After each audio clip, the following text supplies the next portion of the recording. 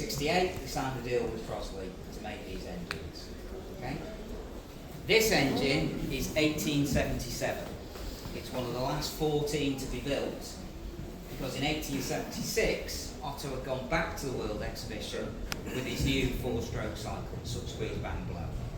So basically, these things were obsolete as soon as Otto turned up with his new idea. And we'll talk about that if you've got the will or you can put yourself through it next door in a few minutes.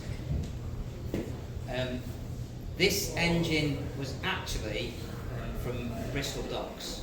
So this engine, this crane, were on Bristol docks. They were tar distillers, and they were basically putting barrels of tar into flat barges at the Bristol docks. Right? The alternative is a horse or a man or a steam engine. Right?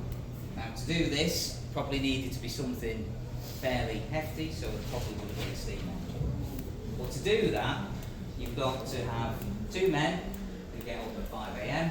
They go down to the docks. They actually get boiler set up, fill the boiler with water, set the fire, set it going. About 2.5 hours later, they've probably got steam up. At that point, a 3rd man comes in who's going to operate the crane, and he's ready to start work. What's the other problem with Bristol docks? Tides. It's tidal. Alright? So you might have all that. You can get to the docks, and you can get barges up to the docks where this was for about 3 hours each side of high tide.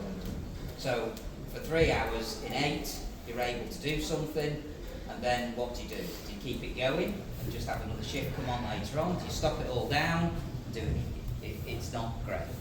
You've got 3 people tied up. This changed all that. One person could turn up, run this engine, run the crane, do the job, and then go and do something else. So basically, you're getting 4 people's worth of work out of me. And my friends who know me will know that that's not possible at all. Getting 1 person's work out of me is hard, but yeah, 4 persons. So, Health and Safety at Work Act 1974. There is only 1 person allowed to get wound up in rotating machinery, and that's me. I'm fully qualified in getting wound up in rotating machinery. These are here for your protection.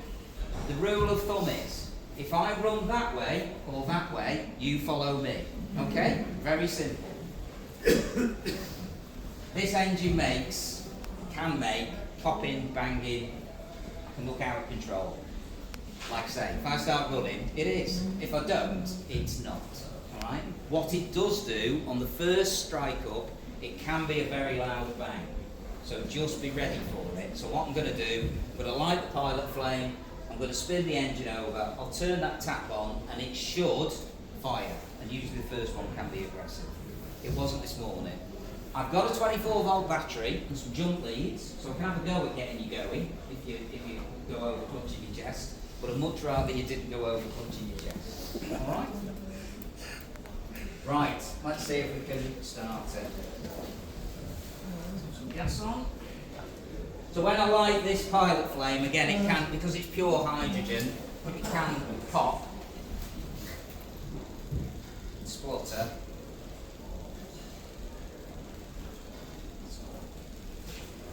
It blew out this morning, which luckily someone spotted it before I ended up carking it from turning it over with no pilot flame running. Right, so let's see if we can get it going. The belts are nearly off. Set that. Let's give it a go.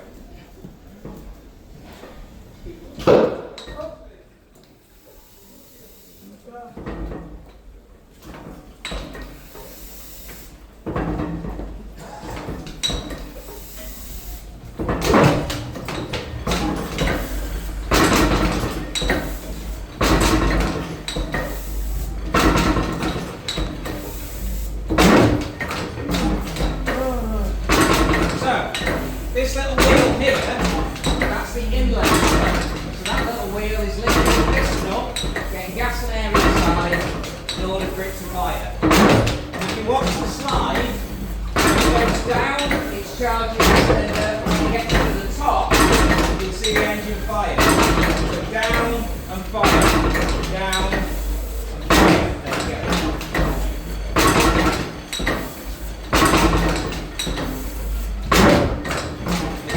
That grinding noise you can hear is the governor at the back, and it's running on the governor because it's up to zero. So this is full cylinder.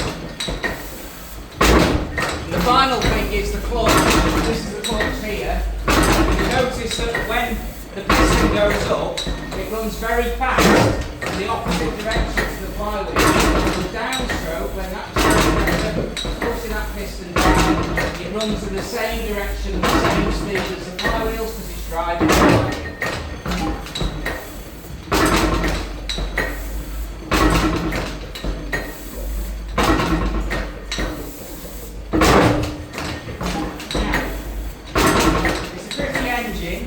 It's actually here to do a job.